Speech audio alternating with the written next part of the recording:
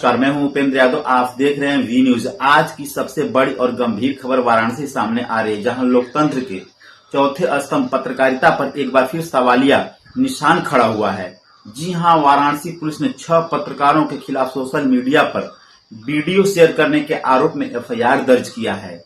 इन पत्रकारों पर आरोप है कि उन्होंने एक मूर्ति की सफाई का वीडियो अपलोड कर सामाजिक सौहार्द बिगाड़ने की कोशिश की, लेकिन यह मामला सिर्फ एक वीडियो का है या इसके पीछे दबाया जा रहा है एक बड़ा सच।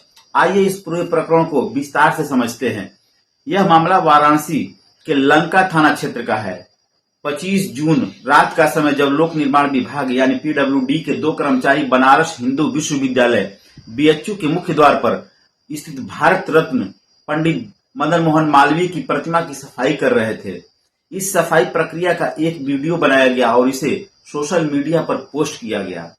कुछ पत्रकारों ने इस वीडियो को शेयर करते हुए कथित तौर पर उसमें जाति आधारित टिप्पणी जोड़ दी, ऐसा पुलिस का दावा है।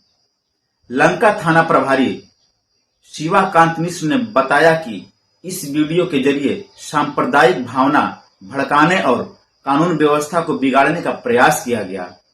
जिन पत्रकारों पर केस दर्ज किया गया उनके नाम असद खबर बनारस के एडमिन अभिषेक झा, अभिषेक त्रिपाठी, सोनू सिंह, शैलेश और नितिन राय जो एक्स यूजर हैं।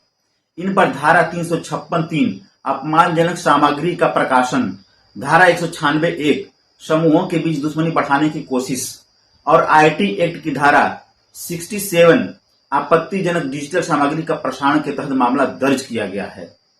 इस पूरे घटनाक्रम पर पत्रकारों ने एक सुर में कहा कि उन्होंने सिर्फ अपने कर्तव्य का निर्वहन किया। अगर शहर में कुछ गलत होता है तो उसे उजागर करना हमारा धर्म है, यह कहना एक आरोपित पत्रकार का है। उन्होंने यह भी कहा कि उन्होंने सिर्फ प्रशासन को सतर्क करने का प्रयास किया, किसी प्रकार की गलत नियत नहीं थी। इस एफआईआर के बाद राजनीतिक हलकों में भी हलचल तेज हो गई है। उत्तर प्रदेश कांग्रेस अध्यक्ष अजय राय ने इस कार्रवाई को लोकतंत्र का गला घोटना करार दिया है। उन्होंने साफ शब्दों में कहा, मालवीय जी की प्रतिमा पर चढ़ने वाले व्यक्ति के खिलाफ कार्रवाई नहीं, बल्कि सवाल उठाने वाले पत्रकारों पर एफआईआर बेहद शर्मनाक है। यह सरकार अब सवाल बर्दाश्त नहीं कर पा रही है।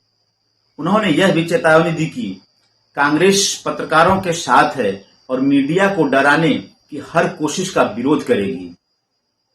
देश भर के पत्रकार संगठनों ने इस घटना को प्रेस की आजादी पर सीधा हमला बताया है। उन्होंने मांग किया है कि पत्रकारों पर दर्ज एफआईआर को तुरंत वापस लिए जाएं।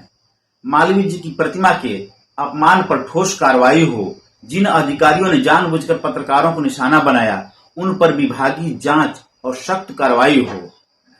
भाजपा एमएलसी और पूर्व पत्रकार धर्मेंद्र सिंह ने इस मामले में सतर्क और संतुलित प्रतिक्रिया दी है। उन्होंने कहा, पत्रकारिता एक संवेदनशील पेशा है।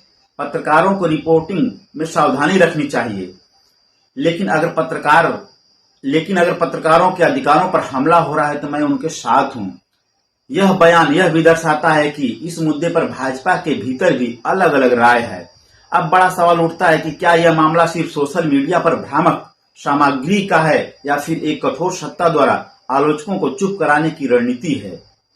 पत्रकारों का कहना है कि अगर ऐसी कार्रवाई जारी रही तो अगला नंबर किसी भी सवाल पूछने वाले का हो सकता है। पत्रकार संगठनों ने चेतावनी दी है कि अगर यह एफआईआर वापस नहीं ली गई तो वे राज्यव्यापी विरोध और आंदोलन करने के लिए उतारू हैं। उन्होंने इसे लोकतंत्र की आत्मा स्वतंत्र प्रेस पर हमला बताया। हमारा सवाल है कि क्या अब पत्रकारों को भी डर के माहौल में काम करना होगा? क्या सरकार सच सुनने को तैयार नहीं है? और सबसे बड़ा सवाल, क्या सवाल पूछना अब अपराध बन चुका है? हम इन सवालों को उठाते रहेंगे, ईमानदारी, निडरता और निष्पक्षता के साथ। आप देखते रहिए वी न्यूज, क्योंकि हम सवाल भी पूछते हैं और जवाब भी खोजते हैं। नमस्कार।